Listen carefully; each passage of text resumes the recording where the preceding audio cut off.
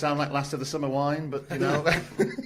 But it is 11 records in. It's quite a lot. And I'm just wondering, I'll start with you, James, first. If somebody said to you in, I don't know, way back when, that you'd make 11 albums, would that have made any sense to you at the time? It would have made sense to me because I was kind of the more earnest kind of like one which wanted a band that had wanted to be in a band that had longevity and all that kind of stuff, you know. As well as Nick and Richey had a plan to be, you know, to be an explosion like the Sex Pistols, just do one perfect album and then just go away. And I just wanted us to kind of like get to our 10th album and see what we sounded like. So I was like I was the earnest kind of one, just going no, you know. You never know, you know, we might be a funk band by, you know, album 10 could be really interesting. Yeah. But I think Nick would have been shocked, definitely. 18 months though, Nicky, if you think to yourself you could have burned out in 18 months, what would you have done after that? You'd be sort of kind of looking back and reminiscing for the rest of your life, just wouldn't you? I just lived with my mum, really. Ate fish and chips and watched the telly. What I do now, but on an even more enjoyable scale. Yeah. But it is like, do you seriously have opposing views as to the longevity of the band and what you do? Is that what makes it work, I suppose? I suppose the way, you know, kind of the way people would perceive it is that kind of like, suppose Nick and Richey were a bit more mental kind of thing, and a bit more maverick, you know. Right. Whereas kind of like, you know, I was I suppose I was the utilitarian ditch digger in the middle with the flying wingers on the other side. Every band needs one. Exactly. It's a nice feeling when you go in a record shop and you see 10 albums racked there and greatest hits and all the rest of it. It is, and it's nice to see your life's work there, if you can find a record shop, that is, or going on to wherever on iTunes, and you see all that history there. It does kind of make you think it was all worthwhile. I mean, if we hadn't got, you know, if we'd have split up after our first album, we would have never written Design for Life, or If You Tolerate This, Your Children Will Be Next, or Your Love Alone Is Not Enough. So, you know, there is the simple answer, I suppose. Yeah, but it is strange, like Nicky said, if you look back on your career on a shelf with your 10 records and your remixes and all the rest of it. Yeah. Is that's a strange way to look at your career, but that's what it's all about, though, is it's records on the shelf, isn't it? Yeah, it is. You know, it's what we grew up as kids pouring through, you know, records ourselves, looking at, you know, heading for the Clash section or the, you know, or the Smith section or wherever, and thumbing through all those records, or going to Bob Dylan and realizing, you know, it's going to take forever to buy all those records when you had no money. So it's nice to have that weight behind you. There's not many really from our generation who've kind of, you know, pushed on through and done that. So well, a lot of them have been there, done that, and come back, split up, and come back again. So as you've remained a constant, you know, the Roses are back and making £1 million. That's where the money is, you know. That's it's it, kind of like so. That's what they teach you at Brit School now. Split up around your third album, give it 10 years, and then come back and you make millions. But you know, it's good to see a band like, you know, the Roses come back, because, you know, I've likened them to, you know, real classic footballers like, you know, Keegan and Toshak, you know, that in this present day and age would have been multi-millionaires, you know, but they didn't quite, you know, live in that period where the pays were just, you know, where the paychecks were so mad. So it's good to see the Roses come back and coin it, because they deserve it more than anybody. Because I was talking the other day about your career. It basically, then, you have made music that's obviously interested you, or that inspires you, or whatever, and you've kept going, and your records get played on the radio. It's about as simple as that, isn't it? That's the miracle, actually, is getting played on the radio. Well, it isn't. It is. You're seriously, you know, throughout that, you know, they say about anybody's career, as long as you've got radio records, you're going to have longevity. Yeah, and there's no bigger thrill, really, to being in a band than the magic between the three of us. But you're in your record on the radio. You know, it still just makes you feel 18 again. It makes you glide, and you're just thinking you're communicating with people, you're making people think, you're making people happy. Maybe they're thinking nothing at all, they just might buy it, but it's still our idea of the essential part of our existence is, you know, to be heard. So when you hear it on the radio, and through all those ups and downs, sometimes we've sold millions and millions, sometimes we sold very few records, but we've always managed to navigate through and come up with the goods. What was the plan then? How did you do it? Have you ever thought about it? Or is it just, I mean, well, it's like asking Keith Richards what he does. It's like, it's just what I do, you know. I won't put myself in that league, but I think kind of... Well, you got another... What, how old are you? 21? Are you 21 years old as a band? How old are you? Another 30 to catch up with Keith. Yeah. Could happen. I mean, kind of, I think perhaps we've been saved by our love of the song. You know, kind of, we were strange, kind of like, we were strange kettles of fish when we were young, you know. We all had disparate kind of influences. You know, Richey was into the Fall and Killing Joke, and I started into New Bards, and This boy's got you know, class. kind of like he was into real proper metal, White Snake and the Smiths. You know, I was into lots of Motown and indie and stuff. But I loved ELO as well, Electric Light Orchestra, my first true love musically. And I think, you know, no matter what kind of music we've liked, whether it's been really obscure, we've always complimented that in our makeup by absolutely just loving songs. You know, you can't help but want to write great songs if you've been a fan of the Smiths or Electric Light Orchestra, no matter how different they are. A bit of a sweep, that, James, I have to say. It is, yeah, but kind of, you know. Also just your parents, you know, and Yeah. you'd have Neil Diamond's greatest hits or Elvis's greatest hits, you know, and ABBA's greatest hits, Crystal Gale if you were lucky, you know. She was a one-hit wonder. No, you know, it did feed in. Certainly Elvis has fed into this album with the horns, you know, Show Me the Wonder in particular is very much that Vegas era of, you know, Suspicious Minds, and I just can't help believing, which is all down to just our parents' record collection. So we have been obsessed with the notion of the song, you know, from the day me and Jim started writing together, really. What is that? Just the crafting of it, or listening to how other people do it? I mean, 'cause There's that it's as generally it can be formulaic, and then again it becomes something completely I different. think the best ones just come really natural, but you're waiting for that moment. Sometimes you can wait a long time for it to come along, like Your Love Alone Is Not Enough, you know, came along at the right moment because I was like a comeback for us, and it became you know, we had a massive hit around Europe, and it was a comeback for us. And kind of, I think half the trick is just waiting for that classic song to come around again, because sometimes you got to wait a long time for it, you know. Do you ever worry that it won't come back around again? Because I've been thinking, come on, please. Well, I mean, John Lennon said he was waiting for a feather to come through a room or receive or something. But are you waiting for something to come into like the wind blows in through an open window or something? I think there's no worry about writing songs and brilliant album tracks and all that, but the worry having those classic sort of singles that we are quite associated with.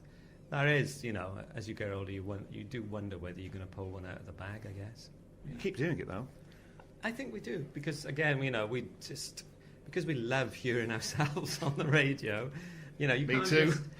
There's no point just making something willfully awful, you know. We've never, even our darkest records, you know, there's always something in it there's always a melody within that, you know. So what are you both saying? Does it become easier or harder to write a hit record? It must be harder. I think, well, kind of, you know, there's a myth that goes around that all the great songs have been written. But, you know, That's not true. it's not true, no, because you could say the same about plot lines in novels, or you could say the same thing about, you know, TV, or kind of like the composition of a painting, and it's not true whatsoever. You I think know, all the you know, best paintings it's have okay. been painted, actually. Well, I disagree on that. Because I don't think anyone can paint properly anymore. Well, But kind of, I digress, sorry. nah, but I think we're good at kind of like just our force of will of just Yeah. actually wanting to be a band and still being obsessed with it. Kind of like, you know, but we do have a very healthy kind of like family lives. So Right. we don't do it at the expense of the rest of our lives. But like when we work, you know, we are still pretty much obsessed with trying to find that song and just trying to create something that excites us.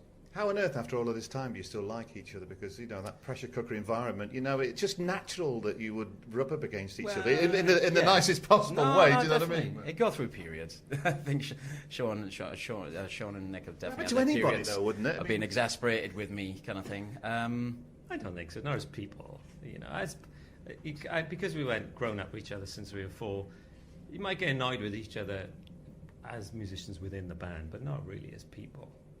You know, because we all know our idiosyncrasies. Really, we're all well aware of our deep-rooted failures as human beings. So, Do you all travel in separate cars these days? oh no, not at all. No. I know that, you know, Sean and Nick are kind of slightly mental, and I'm a bit of a dickhead, you know. So I've heard, yeah. yeah. So kind of like, so kind of, you know, there's a good balance there. So what frame of your mind going into record 11 then? Can you remember, it must have been how long ago, a year ago, was it, when you thought about getting the new record together? It was kind of before and after the O2 show, you know, when we played the 38 singles all in one night, and I made. That's the way to do it. Yeah, it was. It was a stunning night, and that was definitely drawn a line under a big part of our history, realising that we had to try and reinvent ourselves a bit, and the kind of acoustic nature and the sort of intimate gentleness of the lyrics and everything just kind of combined to create this. I think it's our quietest album, certainly our most beautiful album. You know, it's very poignant, which is not really us. Sometimes, you know, we're much known for kind of rock anthems at times. So that's how it all came together. Really, we just wanted to push ourselves into a different area. James, what about the collaborations? Is that something that you enjoy more and more as you Yeah, go along?